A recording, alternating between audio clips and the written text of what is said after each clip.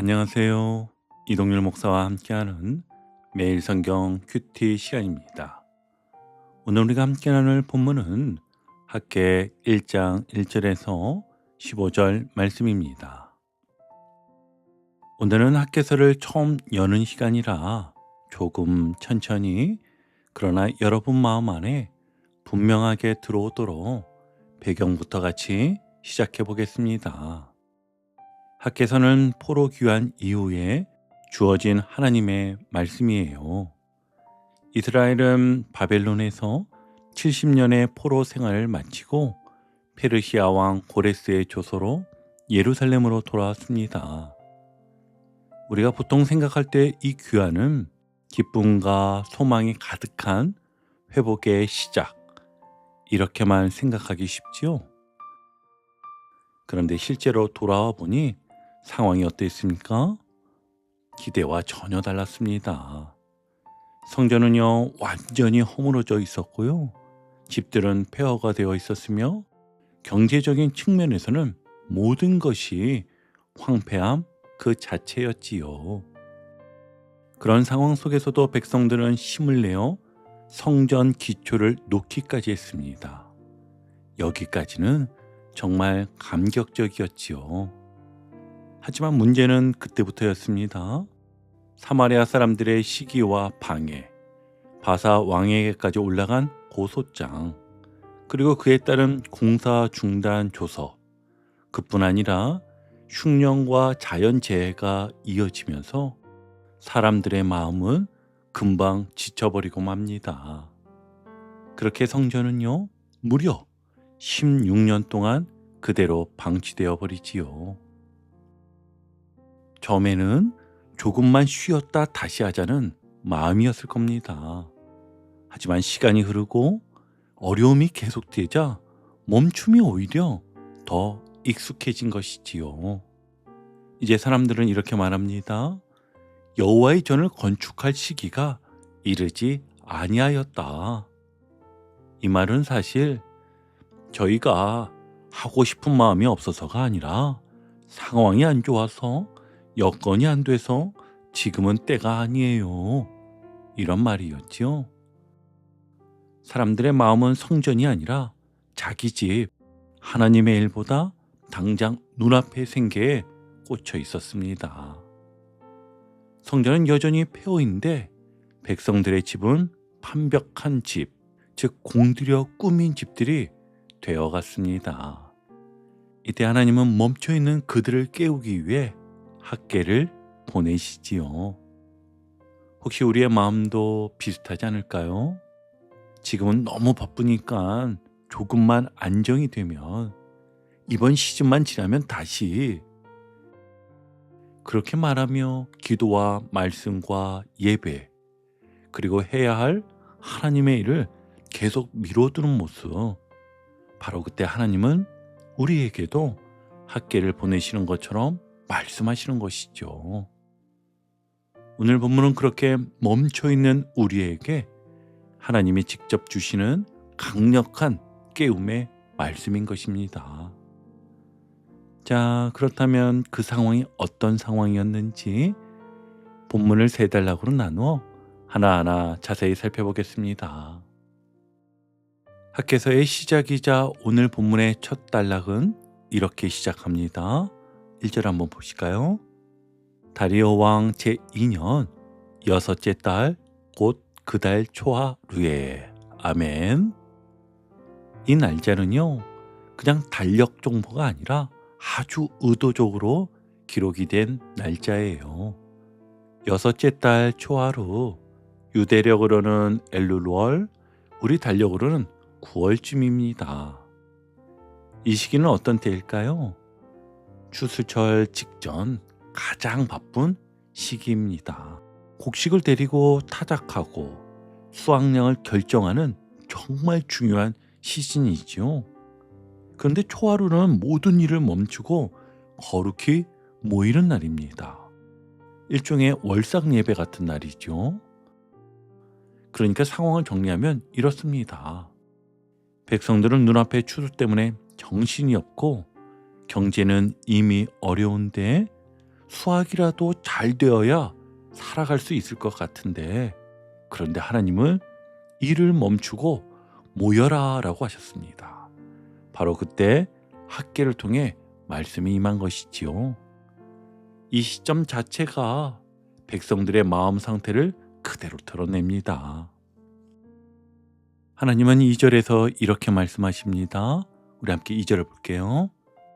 이 백성이 말하기를 여호와의 전을 건축할 시기가 이르지 아니하였다 하느니라. 쉽게 말하면 하나님, 지금은 성전 지을 때가 아니에요. 상황이 너무 어려워요. 나중에 할게요. 이 말에는요, 상황 탓, 환경 탓, 여건 탓에 마음이 담겨 있었습니다. 하나님은 이에 대해 말씀하시기를 4절과 같이 말씀하신 거죠. 이 성전이 황폐하였거늘 너희가 이때 판벽한 집에 거주하는 것이 옳으냐. 판벽한 집은 목재로 꾸며진 정성 들여 만든 집이라고 하였지요. 그러니 이 말씀은 즉 성전은 무너진 그대로인데 너희는 너희 집 꾸미는 데만 열심이구나. 하나님은요, 그들의 마음이 지금 어디에 꽂혀 있는지를 보신 겁니다. 그래서 2번이나 강조하시죠. 너희는 너희의 행위를 살필지니라. 아멘. 그리고 그들의 현실을 진단하십니다. 우리 6절 한번 같이 볼게요. 많이 뿌릴지라도 수확이 적으며 먹을지라도 배부르지 못하며 마실지라도 흡족하지 못하며 입어도 따뜻하지 못하며 일꾼이 삭을 받아도 그것을 구멍 뚫어진 전대에 넣음이 되느니라. 아멘. 이 표현들은요, 그들의 경제적 어려움을 설명하는 동시에 영적 진단을 내리는 문장입니다. 아무리 뿌려도 돌아오는 것이 없다. 열심히 살아도 만족이 없다. 손에 쥐어도 다 새어나간다. 왜냐하면 우선순위가 무너졌기 때문이라는 것이지요. 하나님의 집이 뒤로 밀리자 그들의 삶도 함께 무너지기 시작한 것입니다. 여러분, 하나님의 학계를 통해 가장 먼저 던지신 질문은요, 너희는 너희의 행위를 살펴보라는 말씀이었습니다. 이 말씀은 우리에게 이렇게 묻는 것입니다. 요즘 너의 마음이 어디를 향하고 있느냐?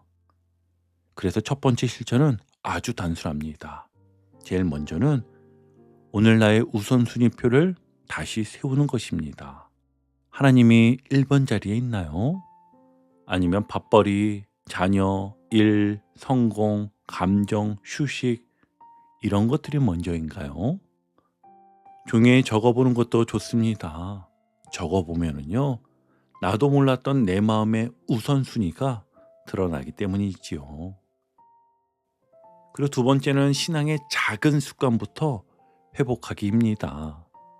아침에 1분 기도하기, 식사 전 짧은 감사, 잠들기 전 하루 30초 회개 기도, 말씀 큐티 정해진 시간에 하기. 대단한 결심이 아니라 하나님, 오늘 다시 하나님을 첫 번째에 두겠습니다. 이 작은 순종이요, 우리 안에 회복을 다시 열기 시작할 겁니다. 그리고 3번째는 멈춤의 이유를 하나님 앞에서 솔직히 고백하시길 바랍니다. 주님, 사실 저는 상황 탓하며 미뤄왔습니다. 환경 때문이라고 했지만 제 마음이 사실 식었습니다. 이 고백이 회복의 시작이 될 것입니다. 자, 이제 2번째 단락인데요. 하나님은 다시 한번 반복하십니다. 7절입니다. 만군의 여호와가 말하노니 너희는 자기의 행위를 살필지니라. 아멘. 그런데 이번에는 말씀만 하시는 것이 아니라 아주 구체적인 행동 지시를 주십니다. 8절을 보면 너희는 산에 올라가서 나무를 가져다가 성전을 건축하라. 아멘. 여기서 중요한 포인트가 있습니다. 하나님은요, 성전을 위해 마음을 뜨겁게 해라라고만 말씀하지 않으십니다. 가서 가져오라. 그리고 건축하라. 완전한 실행 중심의 명령이었지요. 그리고 이유도 명확합니다. 8절을 보시면 그리하면 내가 그것으로 말미암아 기뻐하고 또 영광을 얻으리라. 아멘. 이 말씀은 성전 건축이 단지 건물 짓기가 아니라는 뜻인데요. 하나님이 우리 안에서 우선순위 회복되는 것을 기뻐하신다는 뜻이고, 우리가 다시 순종의 자리에 서는 것이 하나님께 영광이 된다는 뜻입니다. 그 가운데 하나님은요, 또 한 번 백성들의 현실을 진단하셨습니다. 9절이지요. 너희가 많은 것을 바랐으나 도리어 적었고 너희가 그것을 집으로 가져갔으나 내가 불어버렸느니라. 아멘. 왜요? 하나님은 이렇게 말씀하십니다. 내 집은 황폐하였을 때 너희는 각각 자기의 집을 짓기 위하여 빨랐습니다. 이것이 핵심입니다. 하나님을 뒤로 미루고 사는 사람에게는 아무리 애써도 허전함이 남는다는 것입니다. 하나님은요, 그들의 밭, 포도원, 기름, 곡물, 노동의 모든 영역에 잠시 하나님의 복을 거두신 것이지요. 왜요? 벌하기 위해서가 아니에요. 깨우기 위해서였지요. 너희 삶이 이렇게 황폐해진 이유는 경제 때문도 아니고 사마리아 때문도 아니고 상황 때문도 아니다. 너희 우선 때문이다 라고 가르쳐 주시기 위함이었어요. 여러분, 이것이 두 번째 단락의 메시지인 것입니다. 두 번째 실절은 그래서 아주 분명합니다. 먼저는 나중에라는 말을 그만하기입니다.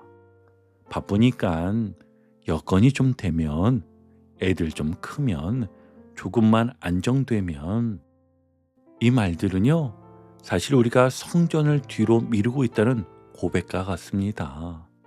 오늘 이 말들을 의도적으로 멈추고 이렇게 바꾸어 보세요. 주님, 작아도 오늘 바로 시작하겠습니다. 그리고 두 번째는 지금 당장 할 수 있는 순종 한 가지 정하기입니다. 예를 들어 미뤘던 큐티를 다시 시작하기, 중단했던 공예배 회복하기, 떠올랐던 회개의 문제 즉시 기도하기, 내 마음을 찌르는 사람을 위해 오늘 10초라도 축복 기도하기 등입니다. 하나님은요, 무언가 대단한 헌신을 원하시는 게 아니라 지금 할 수 있는 작은 순종을 원하십니다. 순종하는 모두가 되시길 바랍니다. 세 번째는 성전 건축을 내 삶의 영적 회복으로 적용하기입니다. 오늘의 성전은 건물이 아니라 우리의 신앙, 우리의 마음의 중심입니다.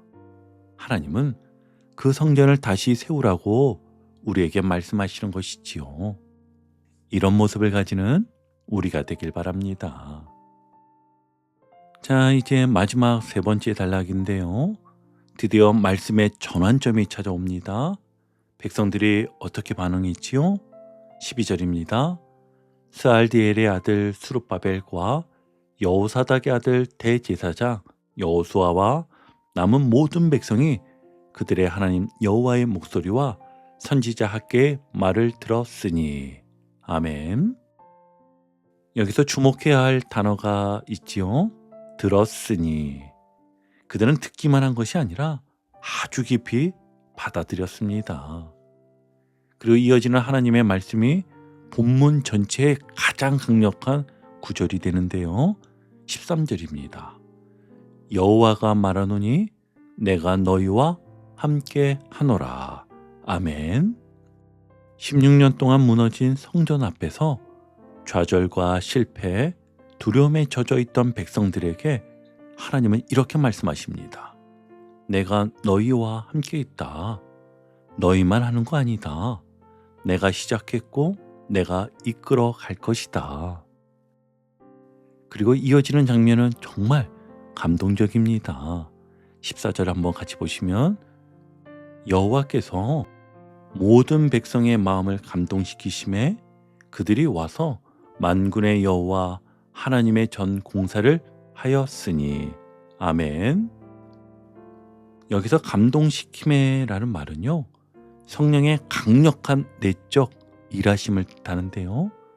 백성들의 마음이여 이때 다시 깨어나기 시작하였습니다. 놀라운 사실은 학개가 메시지를 전한 것이 6째 달 초하루였는데 공사가 다시 시작된 날짜는요 6째 달 24일이었습니다.